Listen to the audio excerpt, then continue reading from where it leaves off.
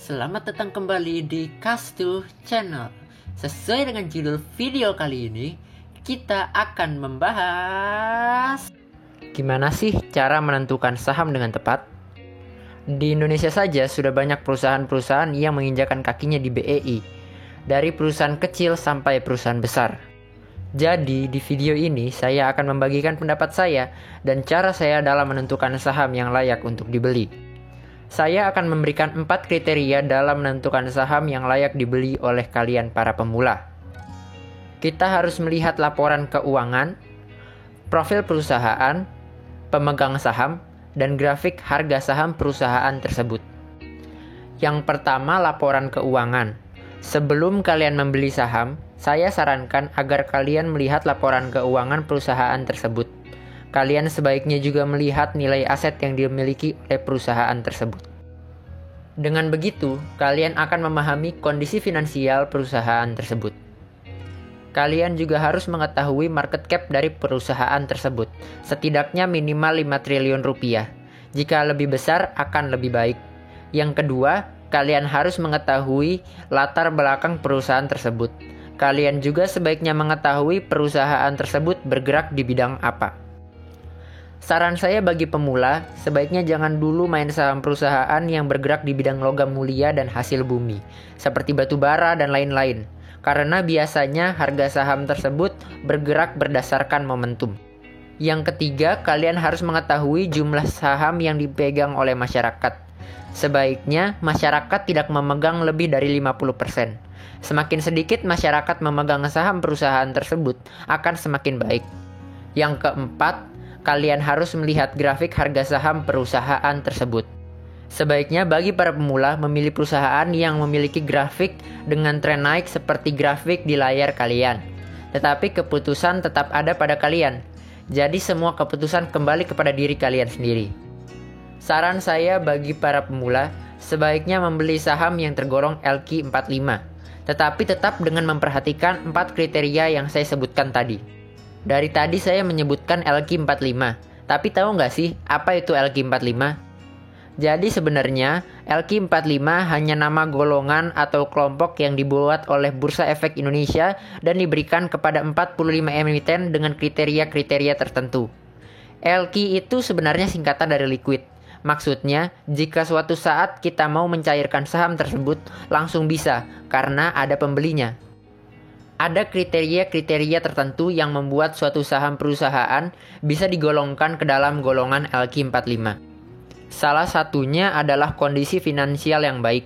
Meskipun begitu, jika kalian mau membeli salah satu dari ke-45 saham LQ45, tetap saja kalian harus memperhatikan keempat kriteria tadi.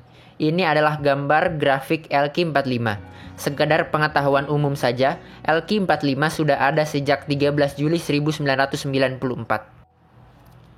Di sini saya akan membahas juga apa saja istilah-istilah yang ada di dunia saham, guys. Nah, tadi kan kita mendengar kata emiten. Sebenarnya apa sih emiten itu?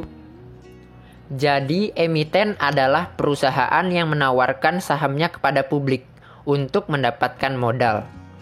Masih bingung kah? Misalnya gini guys, kalian mau beli saham Garuda Indonesia atau GIAA. Jadi yang berperan sebagai emiten di sini adalah Garuda Indonesia guys. Gampang kan?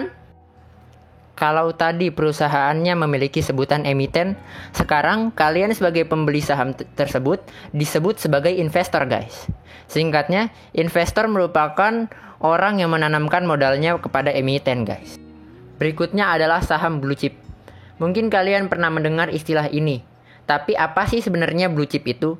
Jadi sebenarnya saham blue chip adalah perusahaan besar yang memiliki reputasi yang baik dan juga memiliki kondisi finansial yang sehat. Ini adalah contoh saham-saham blue chip. Ini hanya sebagian dari saham blue chip. Berikutnya adalah IPO.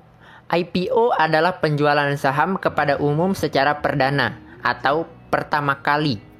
IPO merupakan singkatan dari Initial Public Offering. Yang kelima adalah dividen. Jadi dividen adalah keuntungan perusahaan yang dibagikan kepada seluruh pemegang saham perusahaan tersebut. Jadi, kalau misalkan kalian memiliki saham suatu perusahaan dan saat perusahaan tersebut membagikan dividen, kalian masih memiliki saham tersebut, kalian akan mendapatkan dividen perusahaan tersebut, guys. Di layar kalian terlihat sebuah chart BNII. Di situ tertulis dividen 3,32 sekian rupiah. Artinya, jika saat pembagian dividen kalian memiliki 10 lot, maka kalian akan mendapatkan 3.320 rupiah, guys. Kalau kalian berpikir itu kecil, tenang saja. Kalau kepemilikan kalian banyak, akan lebih banyak juga dividennya. Yang berikutnya adalah capital gain. Jadi jika harga kalian membeli lebih kecil dari harga kalian menjual, itulah yang disebut capital gain. Oke, sekian dulu ya teman. Jangan lupa untuk subscribe channel ini supaya bisa terus berkembang ya.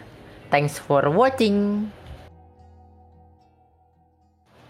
Apapun yang terlihat dan terdengar pada video ini merupakan opini pribadi saya dan saya tidak dibayar oleh siapapun dan apapun. Semua yang ada di dalam video ini hanya untuk keperluan edukasi. Terima kasih atas perhatiannya.